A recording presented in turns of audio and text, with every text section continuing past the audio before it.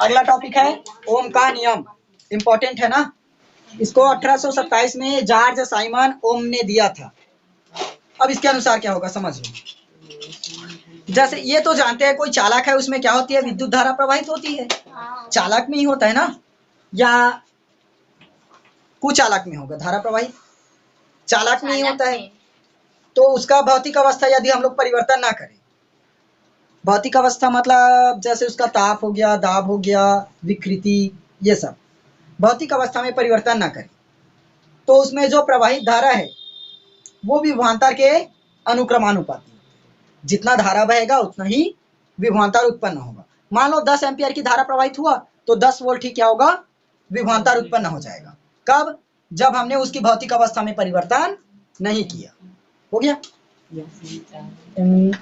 क्या लिखोगे? ओम के नियम के अनुसार यदि किसी चालक की भौतिक अवस्था मतलब जानते हो वही ठोस, द्रव, गैस।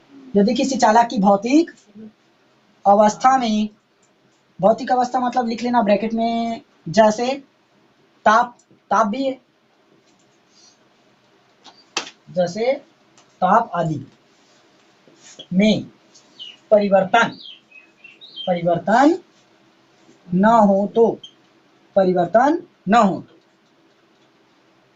चालक में उत्पन्न विभव या उत्पन्न विभवांतर, चालक में उत्पन्न विभवांतर उसमें प्रवाहित धारा के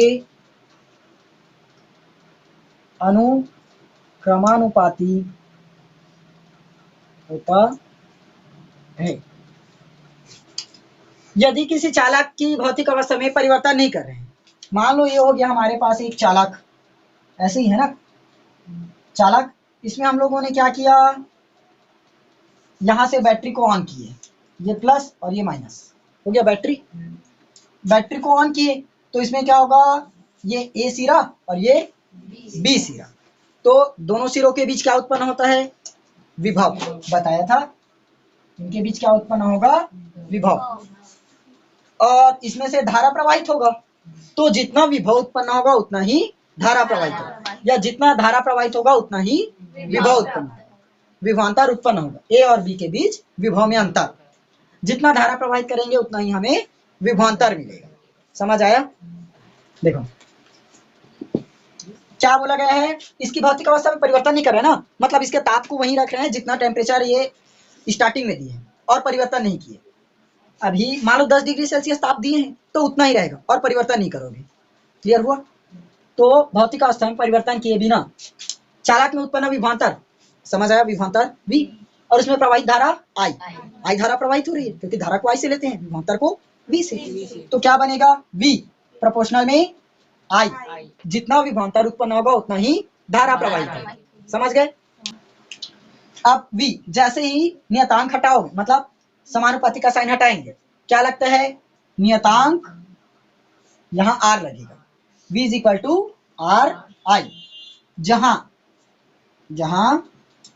R क्या है हमारा, प्रतिरोध, R प्रतिरोध है, इसको पढ़ाऊंगा ना, R प्रतिरोध, इसी को क्या बोलेंगे यहाँ, नियतांक, प्रतिरोध या नियतांक। हो गया?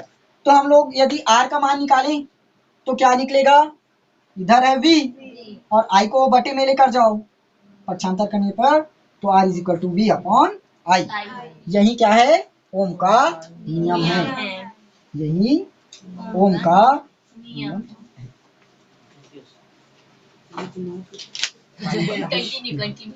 कोई चालक में यदि धारा प्रवाहित हो रही है, हमने दूसरा चालक लगाकर उसका धारा क्या कर दिया, रोक दिया, मतलब कम कर दिया, धारा प्रवाह को कम कर दिया, तो वो कहलाता है प्रतिरोध।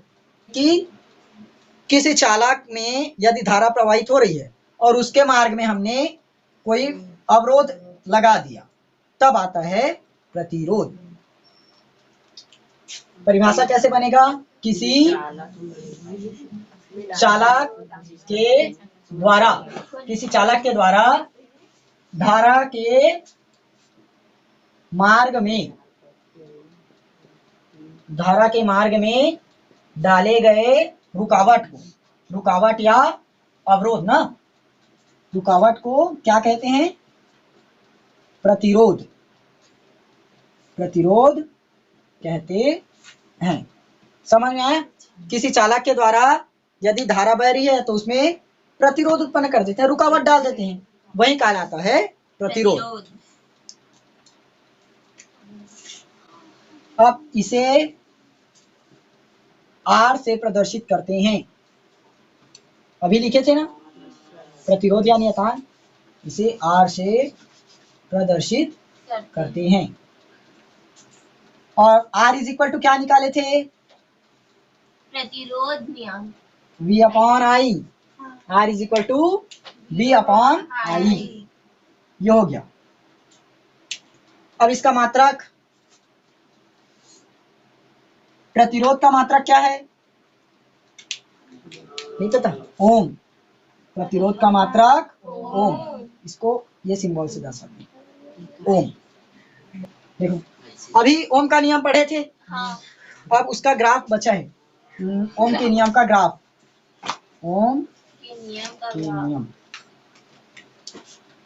ओम का नियम, इसको ग्राफ की सहायता से बताते हैं ना, ग्राफ। अब भी ये तो बताया था जैसे जैसे विभवांतर बढ़ता है धारा का मान भी बढ़ते जाता है, जितना विभवांतर होगा उतना ही धारा। ये हो गया भी और ये हो गया आई। इस तरफ हम लोग मान लेते हैं ये हो गया धारा, किसमें लेंगे? एम्पियर में, एम्पियर, एम्पियर में ही लेते हैं ना ए। और इधर विभवांतर, विभवांतर, विभवांतर को किससे लेते हैं? V से। तो ये जैसे जैसे हम लोग V मतलब विभवांतर को बढ़ाएंगे धारा भी क्या होगा? बढ़ेगा। या तो धारा बढ़ाओगे तो विभवांतर बढ़ेगा। या ग्राफ इस तरीके से बनता है ना, इसी पर ले लो, मान लो ये 1 है, ये 2, ये 3, ये 4, इधर भी 1 2 3 4 ऐसे आता है। तो इसको इसमें मतलब मान लो मैंने 5 वोल्ट विभवांतर लगाया तो धारा कितना प्रवाहित हुआ?